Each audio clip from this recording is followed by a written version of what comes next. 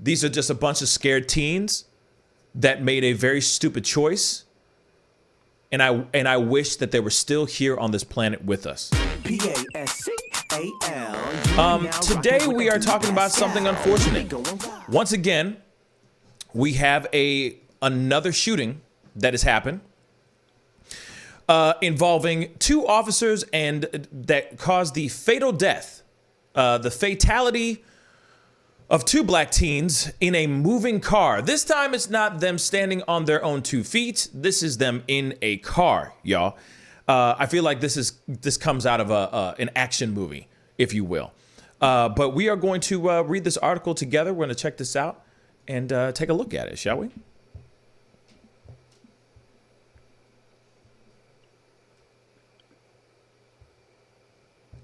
All right, here we go.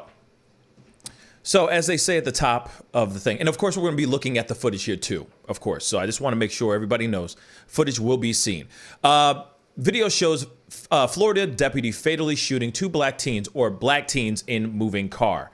And you know, this is a sad story, y'all. So here it is. Video released by a Florida sheriff's office shows two deputies pulling their weapons and firing at a car as it drives near him in a shooting that killed two black teenagers. The Brevard County Sheriff's Office released the video Tuesday after the teenagers' families and their attorney, famed civil rights attorney, you know his name, Benjamin Crump, he's everywhere, y'all, demanded more information about last Friday's events that led to the fatal shooting of A.J. Crooms, 16, and Sincere Pierce, 18. The sheriff's office said in a Facebook post that deputies Japheth Santiago-Miranda and Carson Hendren were doing a follow-up investigation on what they thought, let me just say that again, what they thought was a stolen car. When they spotted the car, they followed it as it drove through a residential neighborhood and pulled into the driveway of a home. Dashcam video shows the deputies in two different squad cars getting out of their vehicles as the car they are following starts backing out of the driveway. Santiago-Miranda says repeatedly, "Stop the vehicle." The vehicle stops for a few seconds, backs up a bit, and then drives in the direction of Santiago-Miranda as the deputy fires his weapon, according to the video. Santiago, quote from the sheriff's office,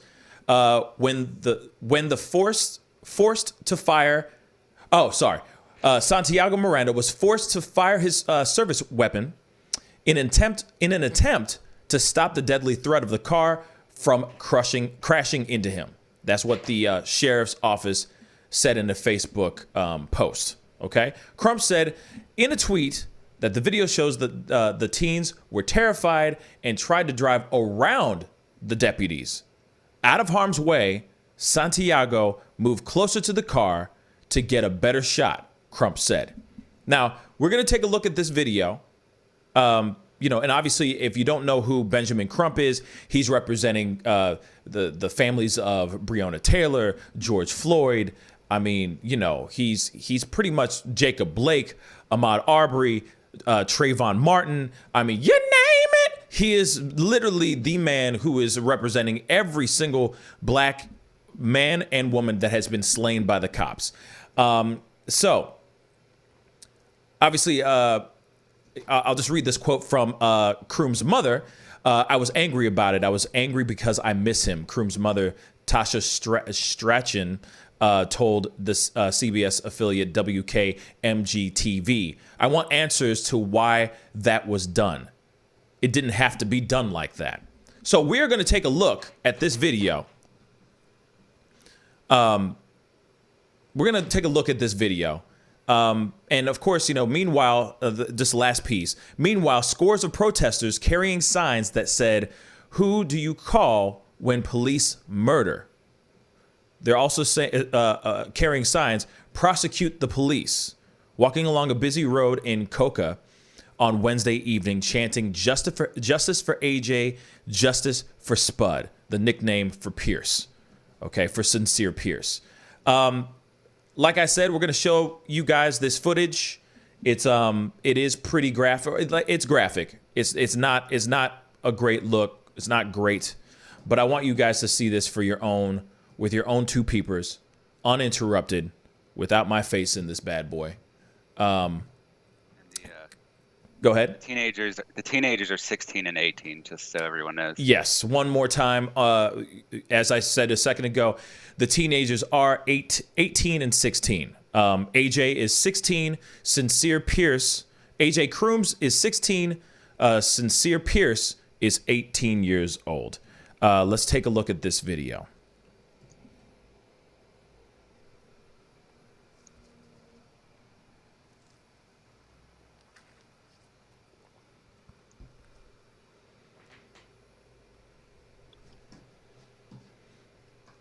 As you know, there's no sound in the very beginning, just so you guys know.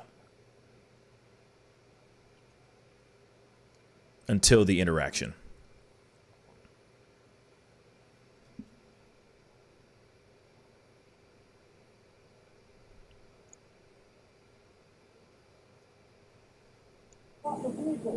Stop the vehicle!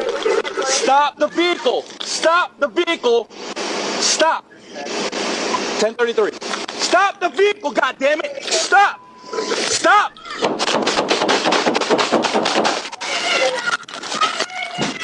Shot fired! Shot fired! Okay. Now, I know that we've all, okay, of course, if you've seen this show, you've seen a lot of violence on this show. I'm just going to be completely straight funky. I apologize. I hate showing this kind of stuff. It's not something that I enjoy showing at all. I really don't. But at the same time, I think it's necessary that we look at this and do a little bit of a brief breakdown, because obviously this happens very, very quickly. I also want to point something out. The audio does not turn on until you start hearing him say, "Get out of the car." As soon as he starts saying, "Get out of the car," GD, get out of the car, that's when suddenly the audio turns on.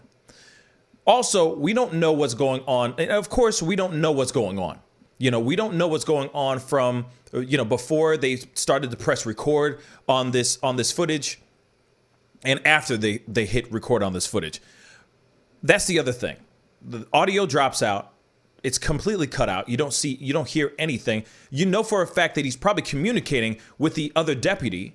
Santiago-Miranda is most definitely communicating with I forgot the female officer's name right now, but you know for a fact that he is talking to her, radioing in what's going on. Why isn't that being talked about? Why isn't that being recorded? You see what I'm saying? Hate to just ask that, but I'm just asking that real quick, okay? But I want us to look at this video one more time. The part, most importantly, let's throw out the side. We already know that he said, "Hey, get out of the car. Get out of the GD car. Get out of the car." He said that. Obviously, we all are thinking, shouldn't these kids comply? Understandably, they should. Point blank.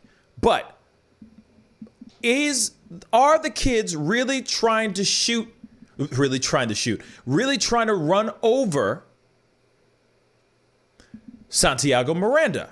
Let's look at the video one more time. To me, it looks like they're trying to drive around him. I honestly think that they're trying to drive around Santiago-Miranda. They're trying to get away. I don't think that they're trying to run over the dude. If they were trying to run over the dude, they would have backed up and just put pedal to the metal and just ran over the dude. Because you know for a fact, if you're going to run over somebody, especially a cop that has their gun pointed out at you, you have a death wish. So you better make that move quick and make it swift, right?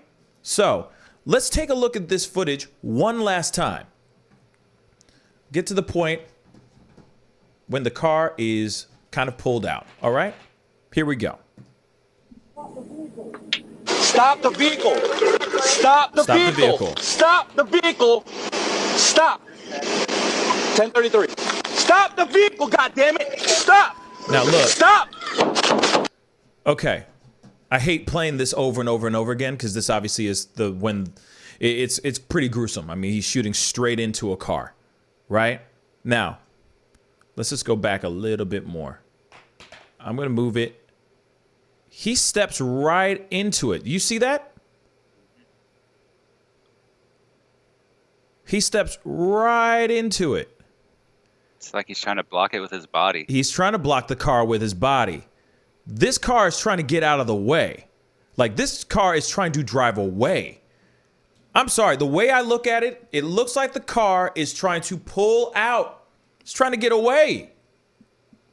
Whether this car was stolen or not, they think that the car was a stolen car. They think it was a stolen car. We don't know the facts about that yet. Now, it could be. Could very well be a stolen car. It doesn't matter. You know, still no matter what, the kids should not have pulled off. I do think that. They shouldn't have pulled off. But at the same time, if you look at it one more time, it looks like they're trying to pull off, yo. They're not trying to hit him. Look at that. They are pulling off wide. They're pulling off wide, y'all. They're driving this way. He's standing, you know, it's like he's standing here and they're pulling off. Here's the car and they're pulling off this way. They're not trying to go straight for him. If they wanted to go straight for him, they would have gone straight forward. You know, like a slight turn and gone straight forward. You can see that they're trying to drive on the grass, on the lawn of whatever neighborhood that they're at, the front lawn of some house, and just be out. They could have just, you know what I'm saying? Be out. Gun it, get the hell out of there, and be out of there scot-free. Now, here's the other piece that I found out, some other piece of information. There were guns that were found inside of the car. So obviously, there is a good possibility, there's a strong possibility that these two teens, actually there was a third person in the car, by the way. There were 3 people in that car. So there's a good possibility that those 3 kids were up to no good, for sure. They definitely could have just stopped right there, got out of the car, and called it a day. But they got scared. They turned their wheel and tried to gun it and try to get out of there. In no way, shape, or form do I think that those kids were trying to kill or harm that particular cop. And if you look at the footage, you can see that the cop literally moves over and gets in the way of in front of the car so that he has a clean shot. Period. Now, this is something that I say all the time. You know what I'm saying? Like, whenever these bad things do happen, when ish hits the fan, or when our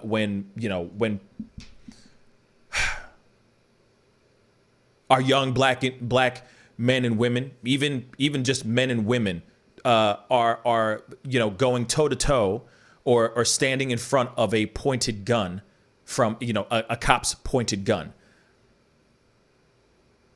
And in those split seconds, a lot of bad choices can happen, because you automatically think, I don't understand why people feel that they can go, hey, you know what? If I just gun this, if I just pull this to the, if I just whip this car real quick and just gun it, I'm gonna be okay. I'm gonna be okay. No, that's not the case. It ends up being, you pull off, you get shot, and you die. 2 of those people in the car died. There was 3 people in that car. They have not yet identified the third person. There were guns in the car, whether they were legally theirs or not. Obviously, if you got a 16-year-old kid in the car and an 18-year-old, chances are they own those guns, or they have those guns illegally. There's a good chance that car is. There's a good chance that car is stolen. They just said they think that the car is stolen. That has not come out as truth yet, as factual truth yet. That has not been confirmed yet. But I hate when bad things, like bad choices, happen all at the same time. You know what I'm saying? And we're starting to see a lot more of these kind of videos happen a lot more often, where it's like, man, and I hate to say it all the time, but it's like, man, if the driver in the car would have just complied, put the car in park, get out of the car with his hands up, get on the floor, maybe he'd still be here. Maybe those 2 kids would still be here to live to tell the tale. But at the same time, I look at this thing at the same time. It's like, why couldn't the cops shoot the tires? Why couldn't they have let the car just go off? And maybe maybe there's some other squad cars that are on their way that could have thrown some, tire. What are those? I don't even know what they're called, but they blow out the tires. You know what I mean? Tire spikes or whatever you want to call them. In the middle of the road that could have just stopped them dead in their tracks instead of just straight up shooting into the car. Like I said, there were 3 people in that car. So whoever survived, is one lucky son of a gun, but 2, I don't know. I just feel like there were just bad. It's just a complete mashup of bad choices being done at the same time. David, what are your thoughts? Yeah, I agree. I mean, to me, it looks like pretty much what you said. I agree with your analysis on that. It looks like the kids are just, they should have stopped, but they're backing out. They're scared or whatever. And the thing is, it doesn't look to me like there is any point where they were trying to endanger the police, and the one officer, the male officer in particular, kind of exacerbated the situation. The vehicle was coming out pretty slowly, and I think it was clear to pretty much everyone that the vehicle was slowly making a very sharp turn to try and get away, while at the same time you have the other officer walking to stay in front of him, and then he starts shooting. Word.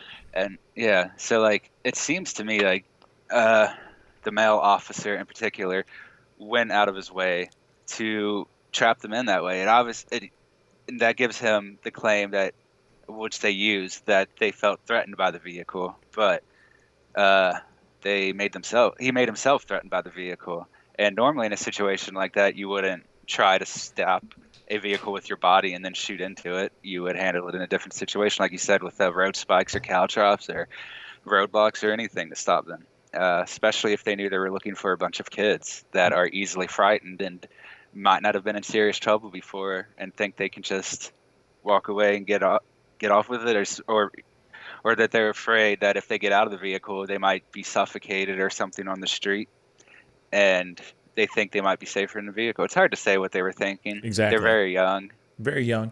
And obviously, Yeah. we are living in an age where what you just said, I mean, there's a lot of people out here that are very scared when they see a cop. Regardless, they're going, oh my God, this could be my last day on this earth. This could be the last breath I take if a cop pulls me over, or if a cop just says, as soon as you hear whoop whoop, you're like, oh no, I'm dead. As soon as that, you know what I'm saying? So I understand that there's a concern and fear, but at the same time, I feel like there are a lot of people out there that do comply, that are still here, that are still living on this planet. This is what I mean by, this is why I just hate.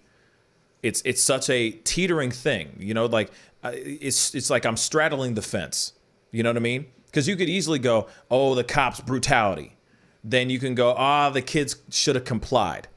You see what I'm saying? But me, I'm like right down the middle. It's like if the cops didn't have to do that, and then if the kids just complied, then that wouldn't have happened. But if the cops chose a different alternative, instead of shooting straight into the car, into the windshield, like this is some Sylvester Stallone, action flick. This ain't Cobra. You know what I'm saying? Like this ain't, you know what I'm saying? Like it just, I feel like there could have been other choices made. You know what I mean?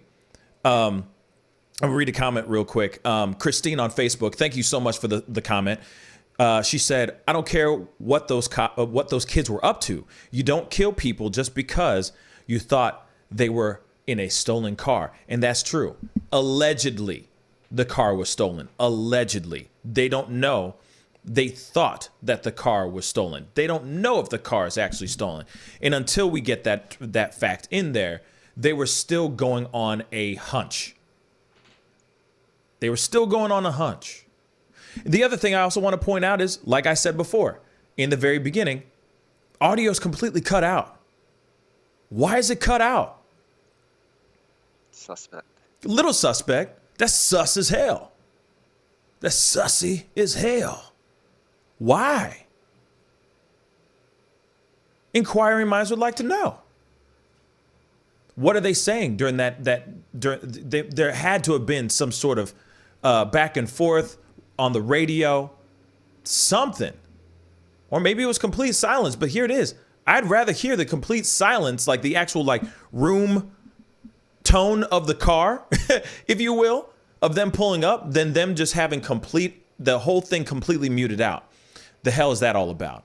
Then as you see the video, you can see he steps into the way of the car so he can get a clean shot. That's BS. That's what I see.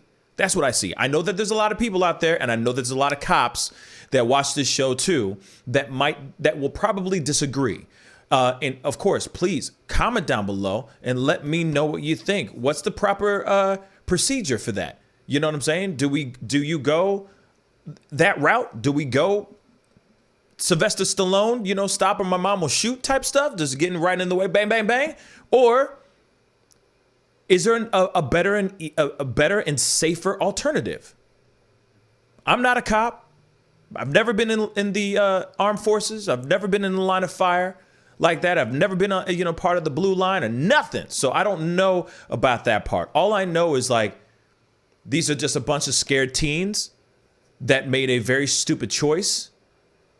And I wish that they were still here on this planet with us. And I feel like they should be. They should just be locked up. Like that Akon song. Go ahead. Yeah, I want to hear the dispatch. Like you said, they were definitely talking beforehand. They had to have at least called into dispatch that they found the car and that they were there. So there's definitely audio we don't have. Maybe it's not on the dash cam, but they should have it in the dispatch, which they can release just as well as the video. And I definitely want to hear that. And you've mentioned some of these quotes, so I might repeat a little bit of it. But this is from the mother and the sister. I thought it was interesting. So the mother, Tasha Strotkin, said that I was angry about it. I was angry because I miss him. I want answers to why that was done. It didn't have to be like that. And then their cousin, Charity Baxter, she was thinking, I think it's a she, was thinking how Crooms felt in those final moments. He saw two cops, two sheriffs pointed guns at him. I can only feel the fear he probably felt. Baxter wants to know why deadly force was necessary in the situation. She went on to say, when did you approach him? Why was the first thing to shoot? I'm looking for a little closure, Pierce's mother, Calshada Pierce said. We want some answers. Both deputies have been placed on administrative leave. Yeah. Sheriff's office still investigating, and I have their initial statement of use of deadly force. This is from yesterday, November 8th. It's the statement of use on deadly force of Sincere Pierce and Angelo Crooms. In response to media inquiries, our office has issued the following brief statement related to the tragic events of Friday, November 13th, 2020 in Cocoa. We want to express our sincere condolences to the family and friends of the two young men as they struggle to deal with this painful tragedy. We understand and share the desire to know what took place and that every aspect of this incident will be carefully reviewed. The Florida Department of Law Enforcement has issued a statement that upon conclusion of their investigation into the use of deadly force by Brevard County deputies, they will present their findings to the state attorney for review. The role of the state attorney in this investigation and in conducting our review is to determine whether a criminal violation of the Florida law has occurred, whether any person is to be held criminally responsible, and whether such criminal responsibility can be proven beyond a reasonable doubt in the court of law. Our commitment to justice is fundamental and guiding principle in every such decision.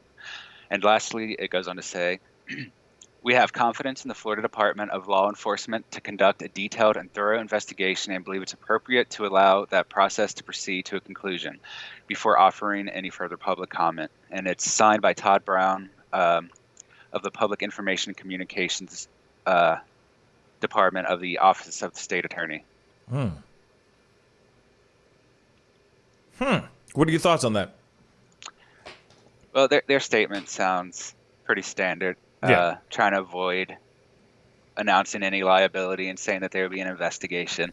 It's a pretty standard statement, really. It doesn't offer us anything much new. I mean, it's very paint by numbers for sure. Yeah. You know what I mean? It's paint by numbers for sure. You know, as you can see, I mean, obviously here it is though.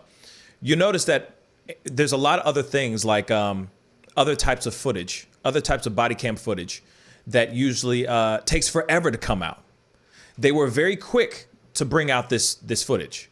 I mean, it came out yesterday. You know, or I think it was Tuesday that it came out. But the shooting happened Friday, this previous Friday, and the footage is already out. Sometimes they put the stuff out because they feel emboldened in their stance that the cops did not do anything wrong. If they thought that some shady dealings were happening, they would have held on that footage for a long ass time. I mean, let's be real. Let's just talk about Breonna Taylor for a second. Took forever for them to bring out pieces of body cam footage out that surrounded the entire shooting and death of Breonna Taylor. This one, they were quick to drop it. Usually they withhold that stuff if they think that they're in the wrong. That's what I think. That's what I truly think. They'll go, hey, he didn't do anything wrong. Blah. Take it, man. Go ahead. Go ahead and find something wrong in this footage. My man didn't do anything wrong. This officer didn't do a damn thing wrong. That's what I see. That's what I've noticed as well. You know, when it comes to releasing body cam footage, there's always a hesitation for a while. And then like a year later, it seems like they'll drop the footage. But whenever they feel like they're totally in the right, where they feel like they did no wrong, that they feel like he had to use deadly force, they will drop that footage like with the quickness. Like we just checked out that video of the man who was losing his mind. Not the black gentleman. There was this Hispanic gentleman. I don't remember what area it was. There's so many that we cover. But he was, which is a damn shame. But there was body cam footage of this man charging after the cop with a knife like this in the air. Shot him dead right there. That footage did not take very long to come out. They dropped it so quickly. I mean, it was almost within days because they feel that their cop did no wrong. That cop had to use deadly force because he had no other choice. In that particular situation, I kind of agreed with that situation. You got a guy running after you with a knife like this. I'm sorry. What are you going to do? You know what I mean? Unless you have a taser, that's the other choice you have. But other than that, I understand deadly force if somebody's coming at you with deadly force. So because of them dropping this footage this quickly, it makes me feel like they don't think that they did anything wrong, that their officers did no wrong in this scenario. Usually they'll hold on to it, hide it, sit there and say, oh, we don't have the footage, or the footage went away, and all that stuff. You know what I mean? So it's interesting. That's all I'm saying. It's just a very interesting situation that is being. That the fact that they were able to put out the footage that quickly, but it also it does us a service because we actually get to see what really went down instead of just hearing a whole bunch of hearsay or hearing it being chopped up and screwed via media or social media. We actually are seeing it with our own two eyes, and after seeing it with my own two eyes, I'll say I think that the cop could have used a different choice. I don't think that those boys were trying to kill the cop. I think those kids were just trying to get away. They were scared and they were trying to get away. Was it the best choice for them? Hell no. That was the worst choice they could have used. That was the worst choice. But they could also still be here with us telling their side of the story right now. And unfortunately, they are not. Pascal, you are now rocking with that dude Pascal. We be going wild.